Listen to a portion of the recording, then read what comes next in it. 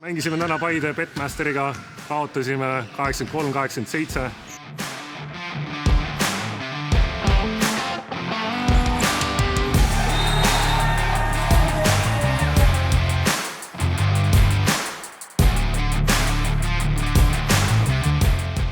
Alustasime mängu suhteliselt rabedalt, teeme siukse paari punktiga taha. Kaotus ütleks, et tuli selle pealt, et esimene poolega lasime neil pallikaotuste tõttu siis suhteliselt palju punkte visata ja laua läksid ka siis paremini maha võtta, et seda oleks kindlasti parandada.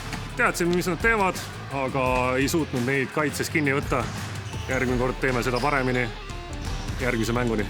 Järgmine mäng on meil Kadrina Karudega, nii et ootame jälle saali.